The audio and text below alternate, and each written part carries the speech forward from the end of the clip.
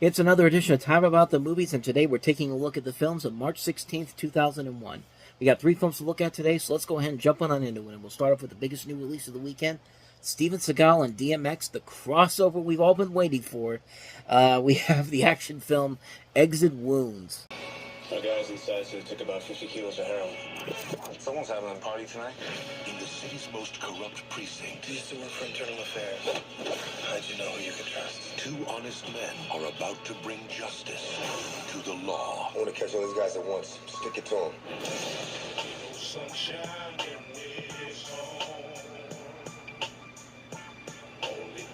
Exit Wounds. So in this film, you have Steven Seagal as this Detroit cop named Orrin Boyd, who doesn't follow the rules. Yeah, he's a loose cannon cop who doesn't follow the rules. That's that trope again. After he saves the vice president by violating every order he received, he is transferred to one of the worst precincts in the city. There, he quickly encounters some corrupt cops selling heroin to drug dealers. The problem is, it's very difficult to tell who the bad guy is and who you can trust. And, couple things of note here to talk about with this movie. This is actually the second film from director Andrzej Bartkowiak. After many years as a cinematographer, he directed Romeo Must Die the year before. He would then follow this up with Cradle to the Grave a couple years later. But most importantly, this was the last film that Steven Seagal did with Warner Brothers as part of that exclusive contract that he had, and B, the last successful film he had as an action star, because after this, he went straight to direct-to-DVD hell, and that's where he's been ever since.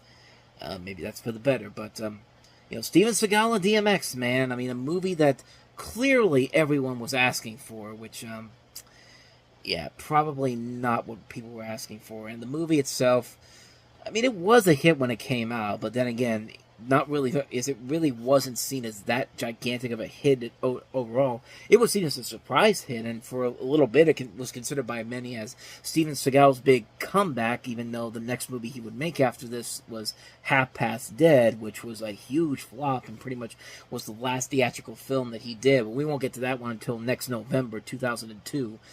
But, looking back at this movie in general, it's just okay. I mean, it's not even the worst movie that Seagal has ever done, and he's not really even the best thing about the movie in general. I think most of the other performances in the movie are fine. DMX, he does show that he has some acting potential in this movie, and he does the best job he can under the circumstances he has to work with here.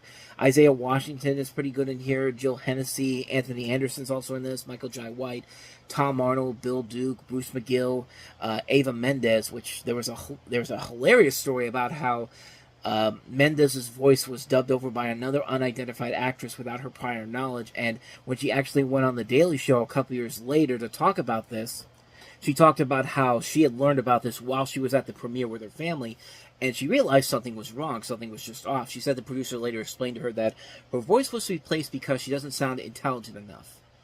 And then Mendez literally told Jon Stewart, a Steven Seagal film, and I didn't sound intelligent enough, which I think that pretty much sums up everything, especially when you consider that Seagal literally has his voice dubbed in nearly every single movie he's involved in. I mean, especially the ones that are that come out on video and DVD later on down the road. I mean, it's just like, he's the one he's perfectly fine, but she's the one that has to have her stuff cut out of there. I mean, it's just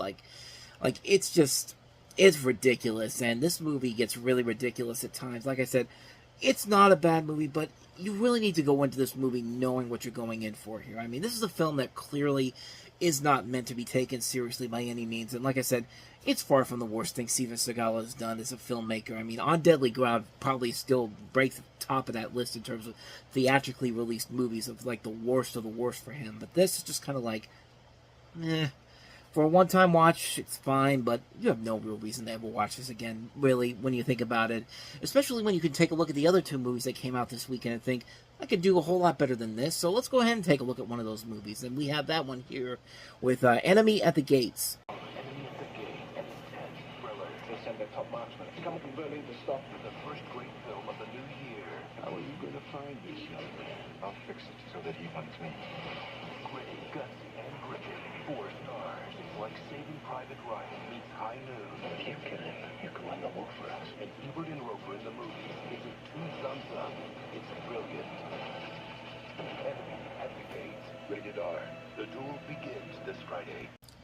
Enemy at the Gates takes place during World War II. The fall of Stalingrad will mean the collapse of the whole country. The Germans and Russians are fighting over every block, leaving only ruins behind. This Russian sniper stalks the Germans, taking them out one by one, thus hurting the morale of the German troops. The political officer Denov leads him on, publishing his efforts to give the countrymen some hope. But Vasily eventually starts to feel that he could not live up to the expectations on him, and he and Danila fall in love with the same girl, who's a female soldier. From Germany comes the master sniper Koenig to put an end to the extraordinary skilled Russian sniper. And from that plot alone, you can kind of see where the movie starts to take a little bit of a nosedive here. But the movie itself, good cast overall in this. You have Jude Law, Joseph Fiennes, Rachel Weisz is the woman in this, Bob Hoskins, Ed Harris is the major in this, Ron Perlman. A good cast overall. When it's a war film, it's really well done. From a visual perspective, it's very well done. The biggest thing that really hurts the movie in the long run is the love story. It's not really developed all that well.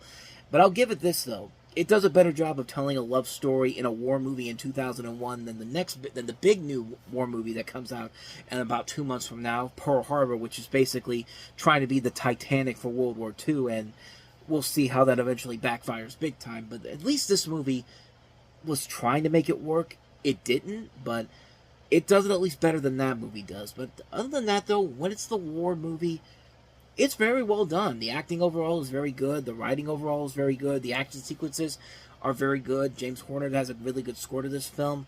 When it's the love story, not so much. But the war stuff really outproceeds that. I think it really works very well for the most part here. I think it's a good movie. Definitely could have been a great movie had that love story been a little bit more established and well put together. But as it is, it's a good movie. Not a great film, but I'd say watch it. So let's go ahead and move on to the last movie here, which is easily the best movie of the weekend, and that is Christopher Nolan's Memento. I have this condition. It's my memory. Richard Roeper of Ebert and Roeper in the Movies calls Memento easily the best film so far this year. See it once and you gotta see it again. My wife deserves vengeance. But even if you get revenge, you're not going to remember it. Ingenious. You'll want to stay in the theater and see it again. The one entertainment experience this year worth repeating. I've told you this before, haven't I? Memento, rated R. I'm not even kidding. When I saw this movie on here, I thought, did I already talk about this on another episode? Was this one of those 2000 leftover films? No, I did not talk about this one, at least on this show in particular. But here you have a movie based off of a short story called Memento Mori, which was actually done by Christopher Nolan's brother, Jonathan Nolan. And you have Guy Pearce, who plays a man who suffers from anterograde amnesia, resulting in short-term memory loss and the inability to form new memories. He uses an elaborate system of photographs, handwritten notes, and tattoos in an attempt to uncover the perpetrator who causes him to sustain the condition. And this one is filmed with like a non-linear narrative, presented in 2 different sequences as scenes interspersed during the film. A series in black and white and is shown chronologically, and then a series of color sequences are shown in reverse order, simulating for the audience the mental state of the protagonist. The 2 sequences eventually meet up at the end of the film, producing one complete and cohesive narrative. When you think Christopher Nolan, this is definitely the film you think of when you think of Christopher Nolan. And, I mean, it's a really good film. It's really what Christopher Nolan does so well, and he's got a great cast to work with in this movie. Guy Pearce plays the role very well here, Leonard Shelby, Carrie-Anne Moss, Joe Pantoliano.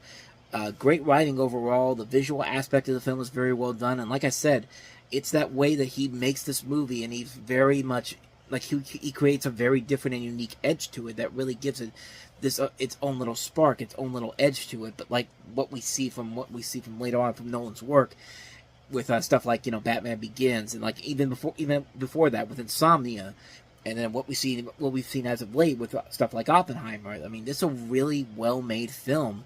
It keeps you invested in what's going on in terms of the mystery aspect. It's just a well-made film all the way through. It's a very well-done film.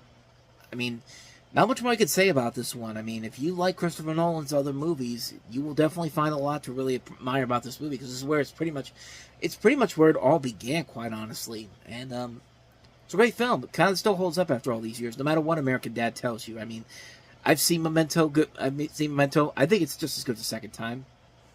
if you don't get that joke, watch the first episode of American Dad. It's literally one of the first jokes Stan says when he walks into the door. It's like the 5 minutes into the episode. I mean, you'll get the joke there. But bottom line, Memento is a really good movie. You should watch it. And so with that said, we wrap up another edition of Time About the Movies, and when we meet next time, we'll take a look at the movies of March 23rd. We got 3 more movies to look at, including Jennifer Love Hewitt and Sigourney Weaver in Heartbreakers. We also have Morris Chestnut in The Brothers, and we also have Heather Graham and Chris Klein from American Pie in Say It Isn't So. So 3 films to look at next time. We'll delve into those on the next episode. But until then, thank you so much for watching, and if you want to see more videos like this, please hit the playlist on the next page, check out the previous episode, and also don't forget to hit the like and subscribe button if you want to see more videos like this on this channel. And don't go too far away, because coming up next on Time About the Movies Flashback, we'll be right in the middle of 1988, July 15th, 1988 to be exact, where we'll see Clint Eastwood don the role of Dirty Harry one last time with the Deadpool. We have the re-release of my all-time favorite movie, Bambi, the limited release of Bruce Willis in Die Hard. We also have the limited release of A Fish Called Wanda, as well as The Killing Affair. So 5 movies to look at on Time About the Movies Flashback, and we will take a look at those movies right after this.